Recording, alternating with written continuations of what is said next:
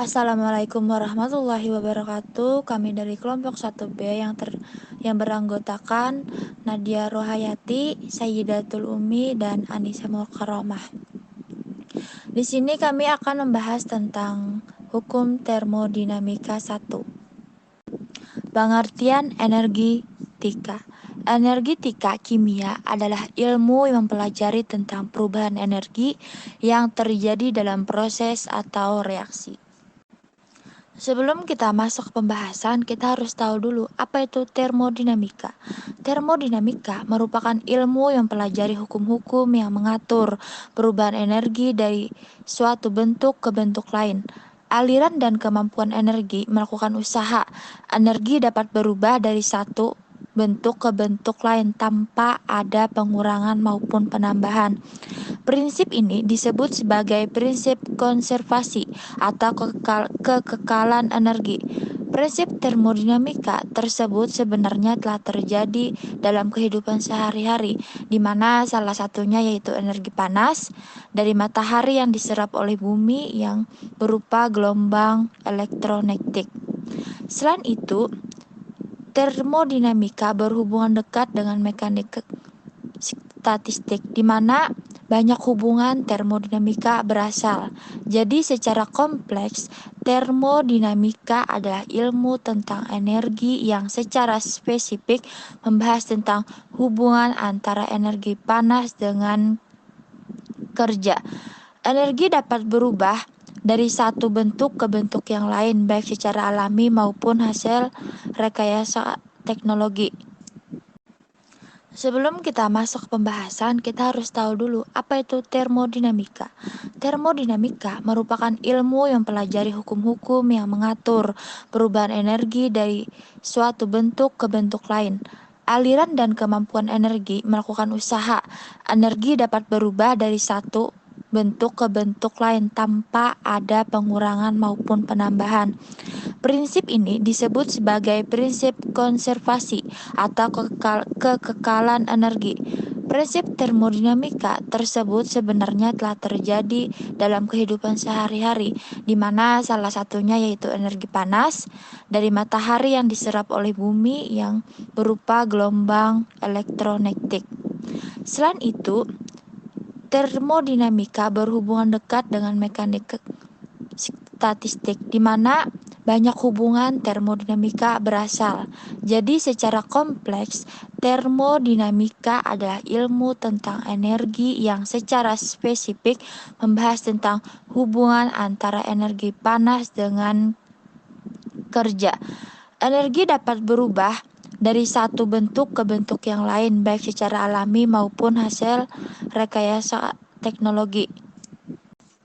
Energi sistem adalah jumlah energi kinetik molekul-molekul sistem atau energi termal dan energi potensial atom-atom dalam molekul energi kimia. Energi bergantung pada keadaan sistem berubah ketika keadaan berubah. Misalnya perubahan isobarik. Pada gambar, sumber panas meningkatkan energi thermal sistem. Jika sumber panas adalah bagian dari lingkungan, energi lingkungan juga berubah. Hukum pertama termodinamika mengatakan bahwa energi EO adalah energi semesta. Jadi, energi semesta sama dengan energi sistem ditambah energi lingkungan. Ketika sistem berada pada satu keadaan dan energi sistem dan energi lingkungan adalah energi ketika sistem berada pada keadaan lain, maka energi sistem ditambah energi lingkungan sama dengan energi sistem tambah energi lingkungan, atau dalam kurung energi sistem dikurang energi sistem ditambah energi lingkungan dikurang energi lingkungan.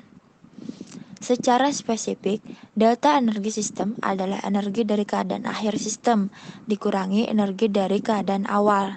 Jadi, delta energi sistem sama dengan energi sistem dikurang energi sistem. Dan delta energi lingkungan adalah energi akhir lingkungan dikurangi energi awal. Jadi, delta energi lingkungan sama dengan energi lingkungan dikurang energi lingkungan. Hubungan simbol-simbol persamaan dapat dituliskan delta energi sistem ditambah delta energi lingkungan sama dengan 0 atau energi delta sistem sama dengan negatif energi delta energi lingkungan. Selanjutnya ke keadaan standar. STP adalah singkatan dari Standard Temperature and Pressure. Salah satu definisi umum STP adalah suhu 273 Kelvin ketika dalam Celcius yaitu 0 derajat atau 32 derajat Fahrenheit dan tekanan standar 1 atmosfer. Dalam kondisi ini, 1 mol gas menepati 22,4 liter. Karena standarnya bervariasi menurut industri, praktik yang baik adalah menyatakan suhu dan kondisi tekanan untuk pengukuran dan tidak hanya mengatakan STP. Karena kondisi laboratorium jarang melibatkan STP, standar yang umum adalah suhu dan tekanan lingkungan. Standar atau SATP yaitu suhu 298,15 Kelvin atau dalam Celcius yaitu 25 derajat atau 77 derajat Fahrenheit dan tekanan absolut tepat 1 atmosfer atau dalam hukum Pascal 101,325 atau dalam bar 1,01325. Selanjutnya yaitu ke energi ikatan. Reaksi kimia merupakan proses pemutusan dan pembentukan ikatan. Proses ini selalu disertai perubahan energi. Energi yang dibutuhkan untuk memutuskan 1 mol ikatan kimia dalam suatu molekul gas menjadi atom-atomnya dalam fase gas disebut energi ikatan atau energi disosiasi atau lambangnya D besar. Untuk molekul kompleks, energi yang dibutuhkan untuk memecah molekul itu sehingga membentuk atom-atom bebas disebut energi atomisasi. Reaksi kimia merupakan proses pemutusan dan pembentukan ikatan. Proses ini selalu disertai perubahan energi. Energi yang dibutuhkan untuk memutuskan 1 mol ikatan kimia dalam suatu molekul gas menjadi atom-atomnya dalam fase gas disebut energi ikatan atau energi disosiasi. Untuk molekul kompleks, energi yang dibutuhkan untuk memecah molekul itu sehingga membentuk atom-atom bebas disebut energi atomisasi. Seperti yang kita lihat tabel di bawah ini yaitu ada molekul dan energi disosiasinya. Energi disosiasi atau ikatan molekul di atom dalam kg per mol pada 25 Celcius. Misalnya, energi memutuskan 1 mol ikatan HH dalam suatu molekul gas H2 menjadi atom-atom H adalah 436 kJ per mol. H2 terurai menjadi 2H dan nilai energi HH sama dengan 436 kJ per mol. Energi dibutuhkan untuk memutuskan molekul CH4 menjadi sebuah atom C dan 4 atom H. CH4 terurai menjadi C tambah 4H. Besarnya perubahan entalpi reaksi tersebut dapat dihitung dengan entalpi pembentukan standar sebagai berikut. Selanjutnya yaitu entalpi reaksi. Entalpi reaksi adalah perubahan entalpi reaksi yang dikaitkan dengan kuantitas zat yang terlibat dalam reaksi. Dalam termokimia, dikenal berbagai entalpi reaksi seperti entalpi pembentukan, entalpi penguraian, dan entalpi pembakaran. Selanjutnya akan dibahas oleh Anissa Mukarramah. Selanjutnya saya akan melanjutkan pembahasan entalpi pembentukan standar atau delta HF derajat. Perubahan entalpi pada pembentukan 1 mol zat langsung dari unsur-unsurnya disebut entalpi molar. Pembentukan atau entalpi pembentukan jika pengukuran dilakukan pada keadaan standar atau 298 Celsius atau 1 atm, dan semua unsur-unsurnya dalam bentuk standar, maka perubahan entalpinya disebut entalpi pembentukan standar atau delta HF derajat. Entalpi pembentukan dinyatakan dalam kilojoule per mol, yang dimaksud dengan bentuk standar dari suatu unsur untuk bentuk yang paling stabil dari unsur itu pada kondisi standar.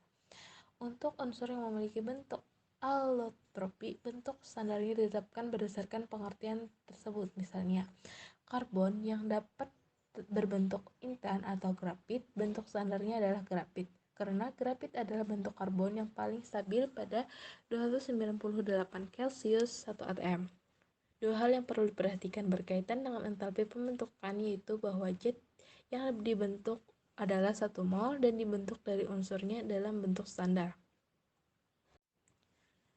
Contohnya, entalpi pembentukan etanol C2H5OH adalah minus 277,7 kJ/mol. Berarti pada pembentukan 1 mol sama dengan 46 gram etanol dari unsurnya dalam bentuk standar, yaitu karbon atau grafit, gas hidrogen, dan gas oksigen yang diukur pada 298 Celsius 1 atm dibebaskan 277,7 kJ. Persamaan termokimia adalah 2C ditambah 3H2 tambah setengah O2 menjadi C2H5OH, di mana delta H-nya sama dengan minus 277,7 kJ. Selanjutnya, entalpi penguraian. Reaksi penguraian adalah kebalikan dari reaksi pembentukan. Oleh karena itu, sesuai dengan ajas kekekalan energi, nilai entalpi penguraian sama dengan entalpi pembentukannya, tetapi tandanya berlawanan. Contoh, diketahui delta HF derajat H2O sama dengan minus 286 kJ/mol, maka gas hidrogen dan gas oksigen adalah plus 286 kJ/mol. H2O menjadi H2 plus setengah O2, di mana delta H-nya sama dengan plus 286 kJ. Entalpi pembakaran standar atau delta Hc derajat. Reaksi suatu zat dengan oksigen disebut reaksi pembakaran. Zat yang mudah terbakar adalah unsur karbon, hidrogen, belerang, dan berbagai senyawa dari unsur tersebut. Pembakaran dikatakan sempurna jika karbon C terbakar menjadi CO2, hidrogen H terbakar menjadi H2O, belerang S terbakar menjadi CO2. Perubahan entalpi pada pembakaran sempurna 1 mol suatu zat diukur pada 298 Celsius 1 atm. Disebut entalpi pembakaran standar dinyatakan dengan delta Hc. Entalpi pembakaran juga dinyatakan dengan kilojoule/mol. Contoh harga entalpi pembakaran unsur karbon adalah delta Hc sama dengan 393,5, di mana reaksinya C plus O2 menjadi CO2. Contohnya, pembakaran bensin adalah suatu proses isoktrim. Apabila bensin dianggap terdiri atas isoktana C8H18, tentukanlah jumlah kalori yang dibebaskan pada pembakaran 1 liter bensin. Diketahui entalpi pembakaran isoktana sama dengan minus 5.460 kJ/mol dan massa jenis isoktana sama dengan 0,7 kg. Dalam hal ini telah diketahui entalpi pembakaran isoktananya. Yang diperlukan adalah menentukan jumlah mol isoktana dalam 1 liter bensin, di mana 1 liter kali 0,7 kg liter sama dengan 700 gram. Kemudian menghitung mol isoktana, di mana 700 gram dibagi 114 dari massa molaritas C8H18. menjadi 6,14 mol. Jadi kalori yang dibebaskan pada pembakaran 1 liter bensin adalah sama dengan 6,14 mol dikali 5.460 kilojoule sama dengan 33254,4 kilojoule. Berbagai entalpi molar lain. Entalpi penetralan adalah perubahan entalpi pada penetralan asam H+ oleh asam OH- membentuk 1 mol air. Entalpi peleburan adalah perubahan entalpi pada perubahan 1 mol zat dari bentuk padat menjadi bentuk cair pada titik leburnya. Entalpi pelarutan adalah perubahan entalpi pada pelarutan 1 mol zat. Semua entalpi molar dinyatakan dalam kilojoule mol. Selanjutnya, pengukuran entalpi reaksi. Yang pertama, melalui percobaan kalorimetri. Kalau reaksi dapat ditentukan melalui percobaan yaitu dengan alat yang disebut kalorimeter. Proses pengukuran kaloriaksi disebut kalorimetri. Kalorimeter adalah suatu sistem terisolasi atau tidak ada pengukuran materi maupun energi dengan lingkaran di luar kalorimeter. Q larutan sama dengan massa air dikali kalori jenis air dikali delta T, atau Q kalorimeter sama dengan kapasitas kalor dari kalorimeter dikali delta T. Oleh karena tidak ada kalori yang terbuang ke lingkungan, maka kalori reaksi sama dengan kalori yang diserap oleh larutan dan kalorimeter, tetapi tandanya berbeda dengan rumus Q reaksi sama dengan minus dalam kurung Q larutan plus Q kalorimeter. Kemudian kalori reaksi sama dengan jumlah kalorinya yang diserap atau yang dilepaskan larutan, sedangkan kalori yang diserap oleh gelas dan lingkungan diabaikan. Rumusnya Q reaksi sama dengan minus Q larutan. Adapun contohnya, sebanyak 7,5 gram kristal DOH ditambahkan ke dalam kalorimeter yang berisi 120 gram air. Setelah kristal DOH itu larut, ternyata suhu kalorimeter beserta isinya naik dari 23,25 derajat Celcius. Tentukanlah entalpi pelarutan LOH dalam air. Diketahui kalori jenis larutan sama dengan 4,2 dan kapasitas kalorimeter sama dengan 11,7. Massa atom relatifnya adalah LOH sama dengan 24. Menentukan Q larutan sama dengan M kali C kali delta T,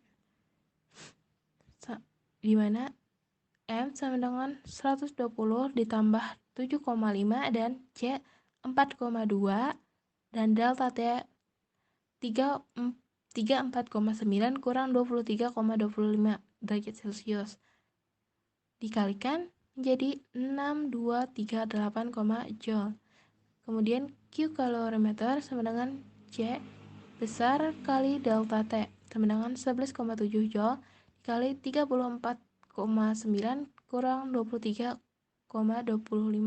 derajat Celcius sama dengan 136,3 joule. Jadi Q reaksi sama dengan minus dalam kurung 6238,6 ditambah 136,3 sama dengan minus 6374,9 joule.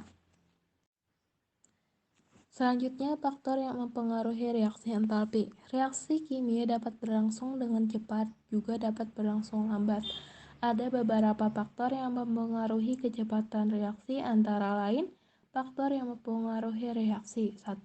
Konsentrasi. Semakin tinggi konsentrasi berarti semakin banyak molekul-molekul dalam setiap satuan luas ruangan. Akibatnya, tumbukan antar molekul makin sering terjadi dan reaksi berlangsung semakin cepat. Semakin tinggi konsentrasi suatu larutan, makin besar laju reaksinya. Kedua, luas permukaan sentuh. Padatan berbentuk serbuk halus memiliki luas permukaan bidang sentuh yang lebih besar daripada padatan berbentuk lempeng atau butiran. Semakin luas permukaan partikel, maka frekuensi tumbukan kemungkinan akan semakin tinggi sehingga reaksi dapat berlangsung lebih cepat. laju reaksi berbanding lurus dengan luas permukaan reaktan. Ketiga, temperatur. Setiap partikel selalu bergerak. Dengan naiknya suhu, energi gerak atau kinetik partikel ikut meningkat sehingga semakin banyak partikel yang memiliki energi kinetik di atas harga energi aktivasi. Di mana kenaikan suhu akan memperbesar laju reaksi. Harga tetapan laju reaksi atau K akan berubah jika suhunya berubah. Berdasarkan hasil percobaan, laju reaksi akan menjadi 2 kali lebih besar untuk setiap kenaikan suhu 10 derajat Celcius. Yang keempat dan terakhir adalah katalisator. Katalis adalah zat yang dapat memperbesar laju reaksi, tetapi tidak mengalami perubahan kimia secara permanen, sehingga pada akhir reaksi zat tersebut dapat diperoleh kembali. Katalis mempercepat reaksi dengan cara menurunkan harga energi aktivasi. Katalis adalah peristiwa peningkatan laju reaksi sebagai akibat penambahan suatu katalis. Sekian presentasi dari kami. Apabila ada kekurangan saat penyampaian materi, kami mohon maaf. Dengan ini saya akhiri presentasi dari kami.